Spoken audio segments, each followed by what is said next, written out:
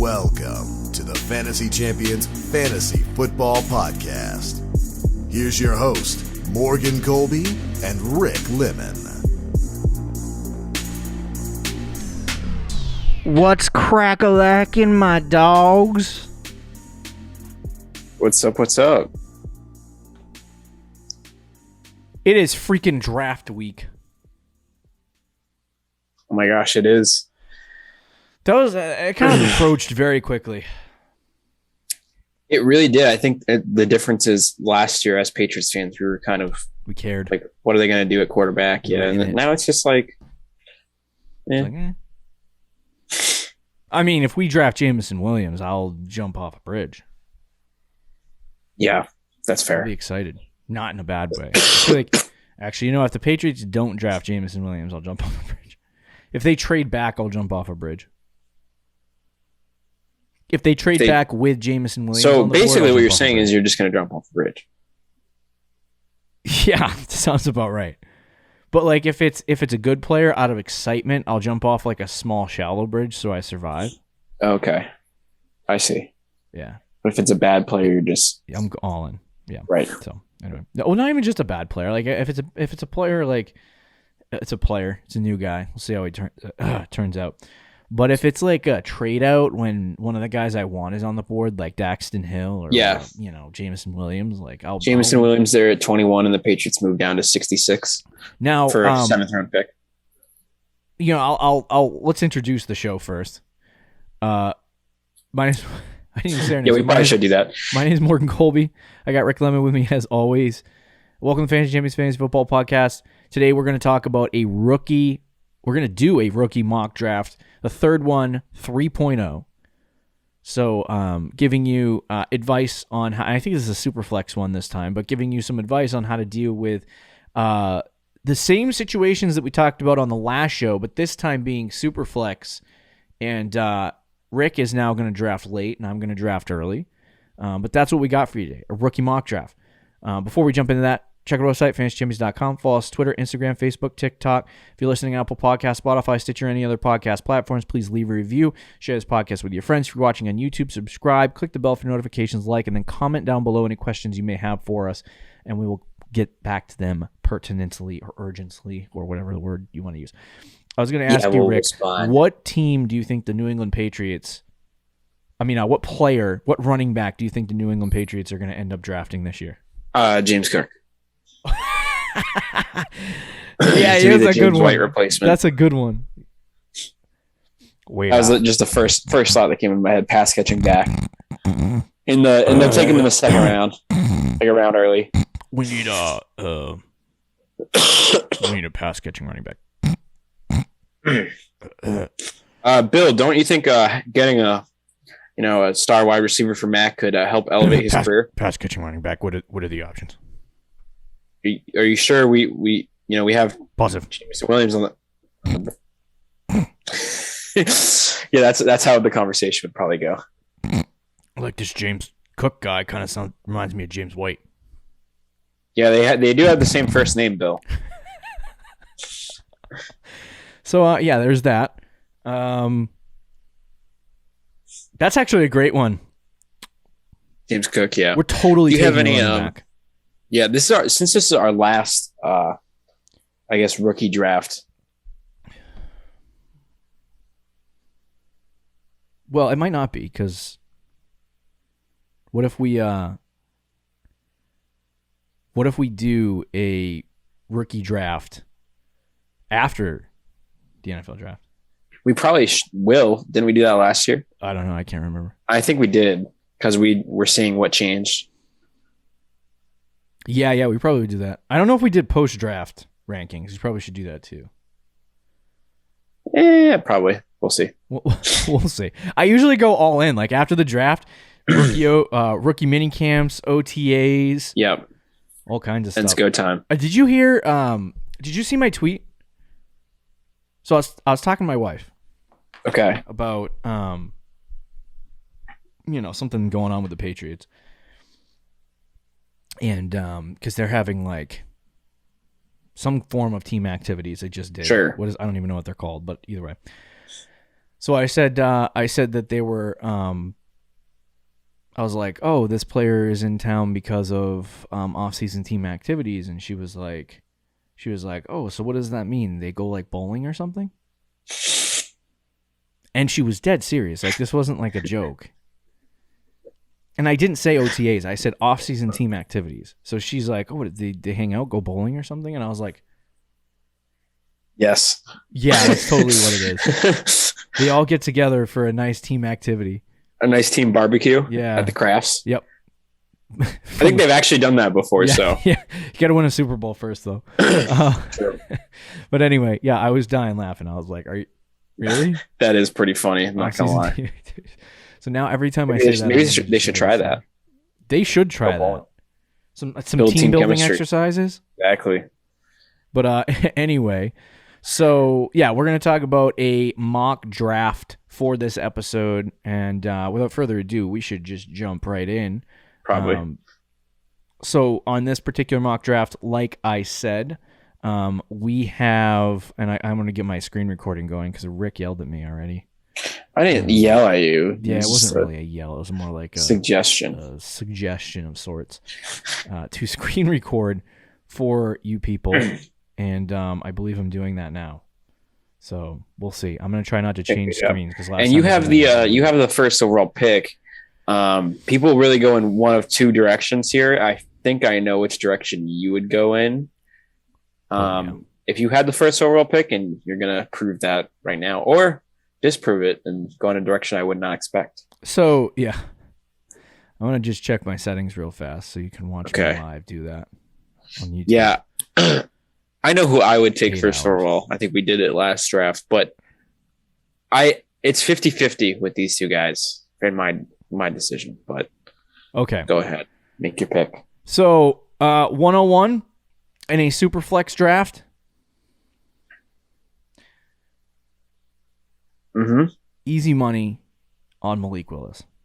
There you go. So the hardest part about rebuilding a team, especially in Superflex, is the quarterback position, and I feel like you obviously need good running backs, good wide receivers, tight ends, and stuff like that. But I feel like in Superflex leagues, having two very, very good quarterbacks is like a cheat code to winning a Dynasty league that is Superflex. It makes a huge difference. It makes a huge difference. And I had a team that probably in one league that probably should not have won a championship at the start of the season, but I had two quarterbacks that ended up finishing like top 6 on my team. So at the end of the day, I think, adding quarterbacks is like if I'm rebuilding a team and I want to trade for those quarterbacks instead of draft them, I start right away with that. Even if it takes selling some of your assets away that you currently have at the running back, wide receiver position to get those quarterbacks, that is how you're going to build a much more efficient and better dynasty team for the long term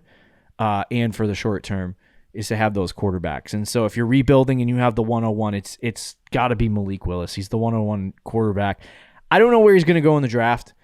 He could very well go as the first quarterback off the board. That's what I've been kind of hearing. It's the hype's even gotten to the point where people are saying he's a better prospect than Fields and Lance, which I don't know if I agree with, but the way he plays the game of football lends to a more profitable situation when it comes to the quarterback position. So he might be a little bit risky when it comes to his success in the NFL, similar to how maybe Justin Fields was a little bit risky last year, but he's worth it in the end if he ends up working out, because he is going to have a very large amount of rushing effect in his fantasy game. So I'll start with that, build my team around Malik Willis and whatever other quarterbacks I got, and hope for the best. Yeah, Willis is a good pick, obviously, like you said. That rushing floor we've talked about many times is insane. After that, we had Breece Hall, Kenneth Walker, Garrett Wilson, Traylon Burks, Drake London, Jameson Williams. I love the 7th overall pick because I feel like you get your pick of what's left of those top 7 players, who I think is the clear top 7, at least pre-draft. Yeah. Number 8, I chose that because it's kind of hard, because after those 7 guys, I think you can go in many different directions here. If your team needed a running back, and depending on the landing spot, I think you could see. Did you say the guys Isaiah that came Spiller. off the board after that? I did. Okay, all right. I wasn't paying attention. You mentioned quarterbacks, the importance of quarterbacks in Superflex leagues. I think at this point you can look at the next guy off the board. My problem is the landing spot with these guys and the draft capital. Who knows if any of these guys get first round capital? And let's say the only guys are Willis and Kenny Pickett, right?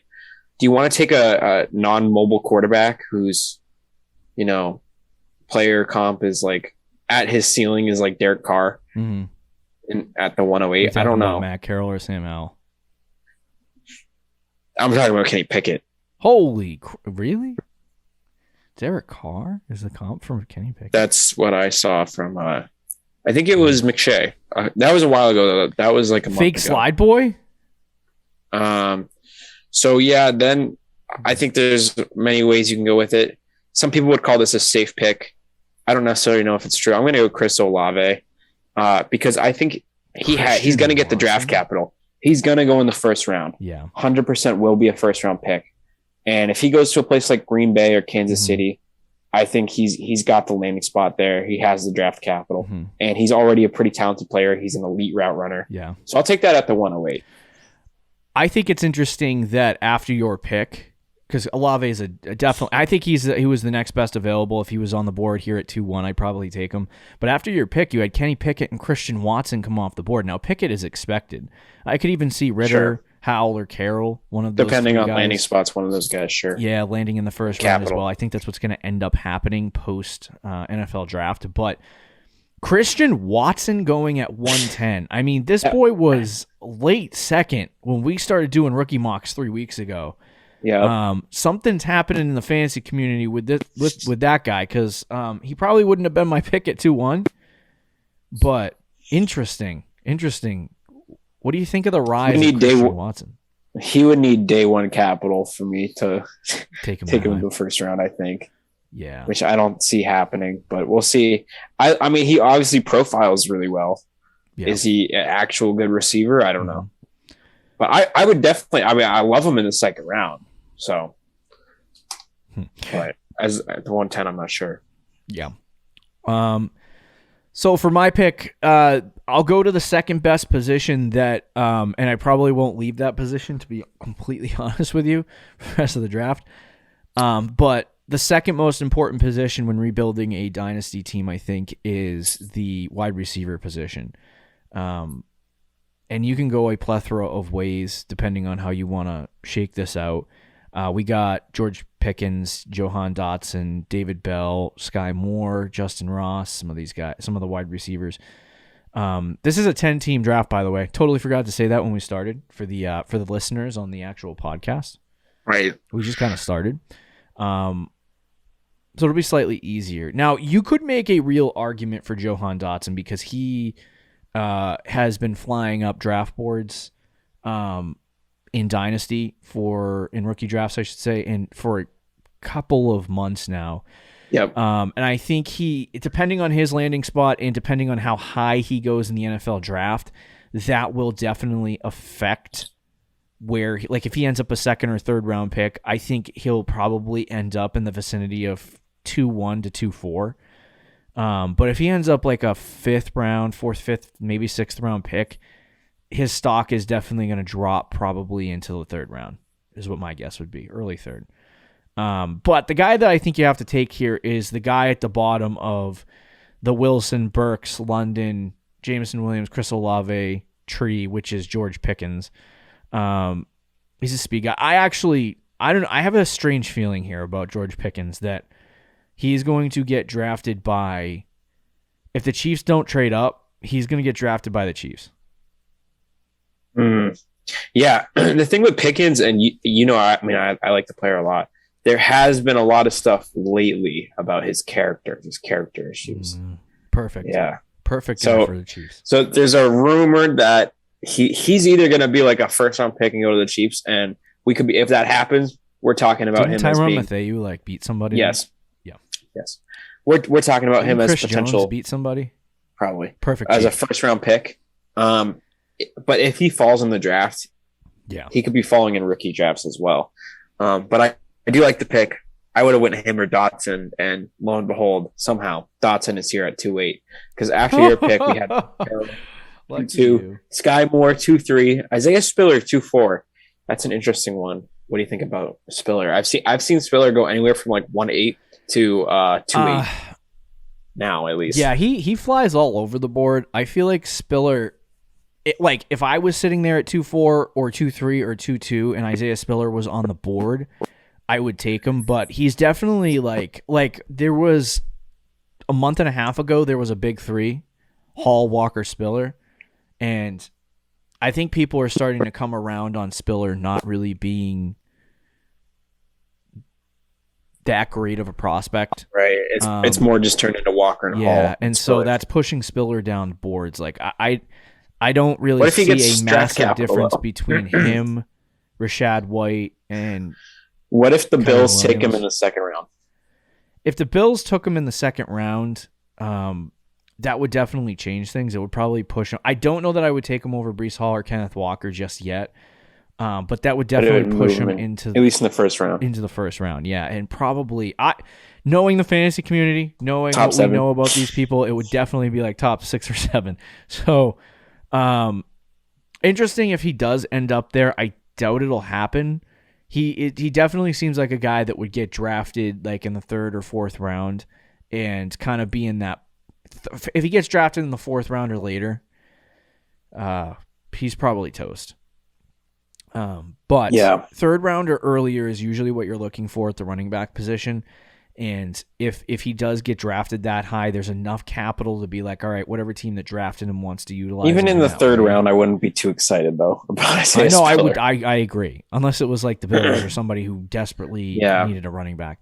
So yeah, I'm as far as Spiller goes, he's kind of falling down, but it depends on what NFL teams think about him, and we'll find out that Thursday. Right. But after Spiller at 2-4, we had a run of quarterbacks back-to-back. Desmond Ridder, Sam Howell, 2-5, 2-6. And McBride there at 2-7 over Trey Dotson. McBride. Yeah. So I was actually planning on going White here at the running back position because, I'd just been taking so many receivers. But how can you pass on Dotson there at the 2-8? I feel like that's stealing candy from a baby. So after Dotson, it was David Bell and then White at 2-10. So now it is your pick at 3-1.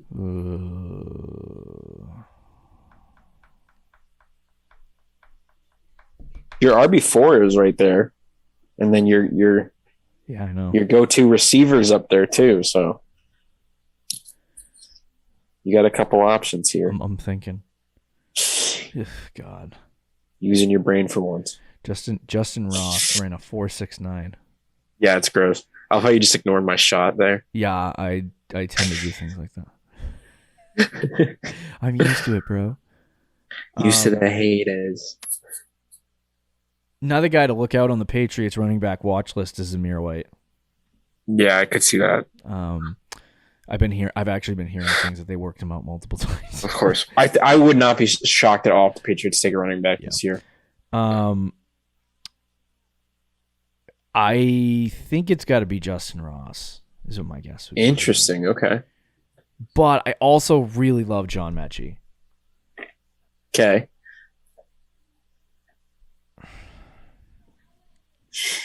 I'm going to go with the heart. John Mechie. Yep. So that one coming. I love John Mechie, so that's about it.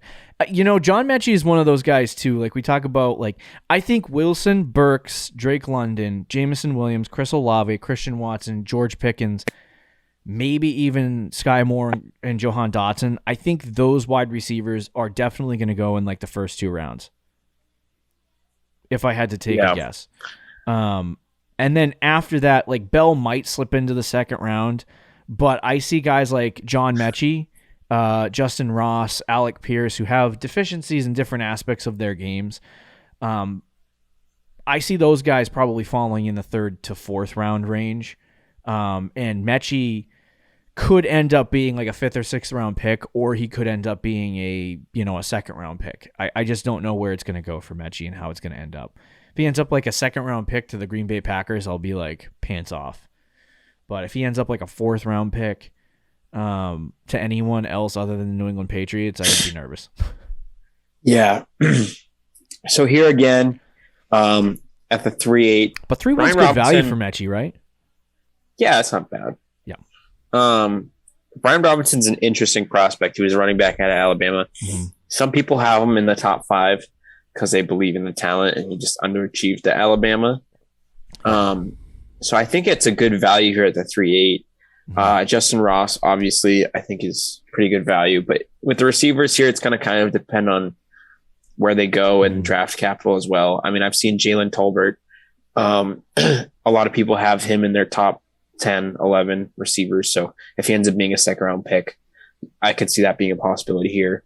I'm really high on Khalil Shakir, but I think it's a little early to take him here. Too early? Maybe just a little bit. I don't know. It's tempting. I could go multiple different directions here. I do feel like Brian Robinson, though. And I went receiver, and I know I'm probably going to go receiver in the 4th round.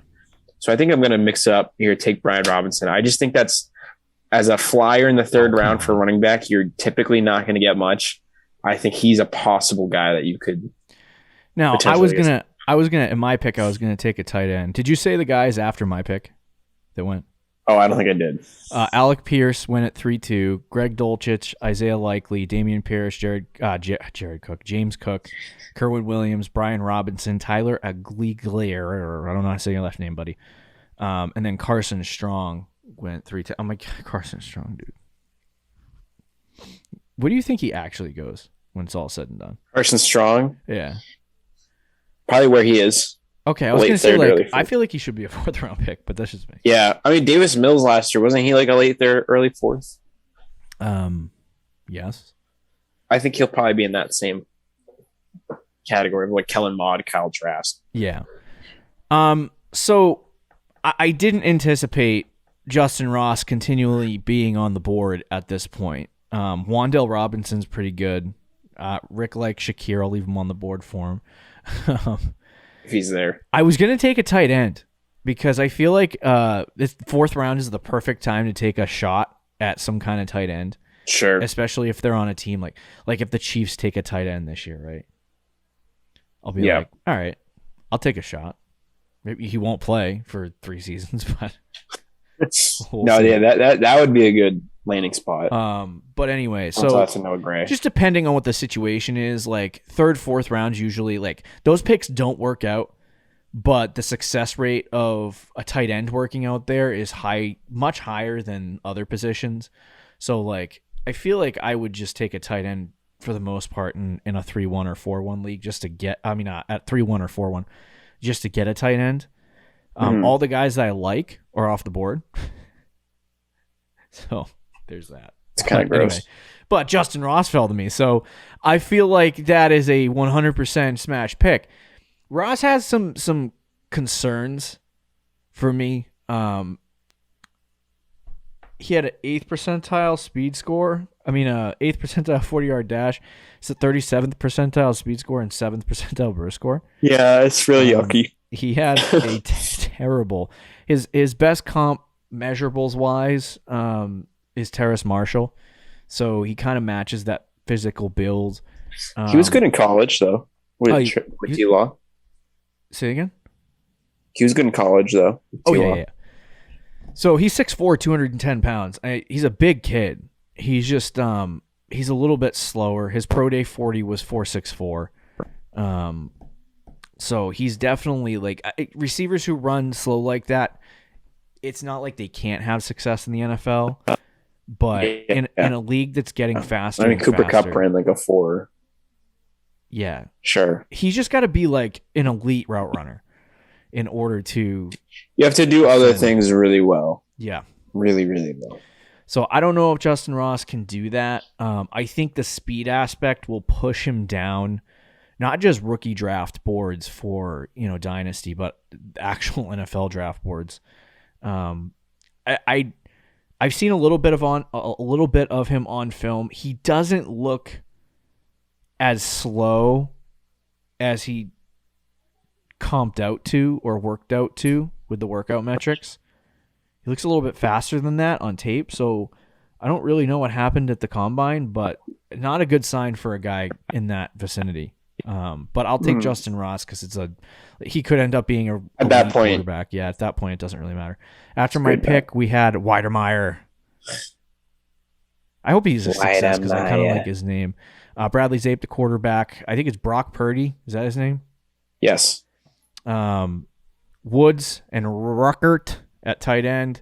And I actually like Woods and Ruckert. Those are two guys I were considering taking there. LB. Fourth round. I think his name's Kelvin LB. Caleb. Caleb LB, something like that. I don't see Zape, Purdy, and LB going late. At this point, why are you taking quarterbacks in the fourth round? I know. Well, I mean, it makes sense if like Carson Strong's there, or somebody was a second round pick at quarterback. Sure. But like the guys who are currently sitting in the fourth round, these guys are going to be like fifth round picks. Right. They're going to be drafted to be backups in the NFL. So I'm good on those guys. A lot of people like Wan'Dale Robinson. I don't mind him. Your guy. You got to go after your guy. Well, I was getting there. I think he's a speedster. Yeah. Obviously, he ran a 4.4, but he's not like, he's not running a 4.3, and he wasn't anything like crazy other than that for his measurables. I do think it's a good flyer though here in the fourth round. Yeah. But I got to take my guy ahead of him, Khalil Shakir, there at the 4.8. That's your boy. Who? He's my boy. I'm going to have him ranked a little higher than some people, but you got to do that. Those random fourth round players and hope you hit. Yeah. I wish Sleeper at the end of these drafts actually drafted not quarterbacks and tight ends the whole time. Yeah, I know. Mixed it up. Kind of I mean, look at our teams compared to considering our slots. Yeah, your team is ridiculous, but yeah. But yeah, so I mean, I think when it comes to building, a dynasty team, whether you're at the beginning of the draft or the end of the draft, in my case, rebuilding. I feel like a team like in Rick's spot, if you're contending, unless your team is like old as dirt, you're probably trading picks away. Yeah. So, like, if you have all 4 picks, all the power to you. I heard a story about a team who had some guy was talking about another team in his dynasty league. Can't remember what his name is. Otherwise, I would say what his Twitter handle was. Fantasy football guy. But he said there was another guy in his dynasty league that had this like super stacked roster. He had like 3 top 10 wide receivers, 3 top 10 quarterbacks, like 2 top 10 running backs. The team was just friggin' stacked. Oh my gosh. And then he looked in the draft and he had the 101, 1-2, 1-3, 1-4, 1-5, and 1-6. I'm like, what the frick happened in this league? Sheesh. Oh, I was like, where did this guy get all this cap? At that point, you just got to hope that he just screws up altogether. But yeah. Anyway, but when you're rebuilding a team, like if you're in Rick's spot, there might be a situation where, you have all your picks. And if you choose to build your team that way, I think personally in my position, like if I was in his slot, I would just try to draft the best player available and fill roles. You know what I mean? Kind of be like, okay, like this guy might be good in 2 or 3 years, but he's certainly not. You can take more risks. You can do more stuff with the draft just because you have a better team as it currently stands. But if you can restock certain positions for the future so that, when one of your guys, say you have like Devontae Adams in 2 years when he's trash, Chris Olave ends up working out. So like that's what you want to do there. But as far as like the beginning of the draft and you're rebuilding, you really have to focus on taking as many shots on the positions that last the longest, which is wide receiver and quarterback. And then later on, you can try to maybe trade some first round picks, second round picks to build the running back room and, and maybe get a tight end. So that's just how I approach it. But right. Yeah, no, I agree. I think, especially early on in the draft, it's good to get those wide receivers, those quarterbacks, those foundational pieces. If you can get a running back in my spot and your team needs one, then go for it. I other than Spiller, I don't know if there's anyone who's going to maybe like Rashad White. If there's anyone who's really going to be there, that's going to make a difference. If not, you might want to trade those picks or just get the best player available. That's what I did in my spot. I thought Olave was the best player available. So I scooped him up, but yeah, I would agree with that. I do like my wide receivers, especially this year in particular. Yeah, the wide receivers are the strongest position, and it's not even like a great wide receiver class. Right. This is like I remember talking about this like this being such a bad class for freaking players, and I was trying to trade out of it. But anyway, I have Malik Willis, George Pickens, John Mechie, Justin Ross. Who do you have, Rick? Chris Olave, Johan Dotson, Brian Robinson, Khalil Shakir. See you later, guys. Later. Thank you for listening to the Fantasy Champions Podcast. Make sure you subscribe on iTunes and YouTube, and follow us on Twitter @TheFFChamps.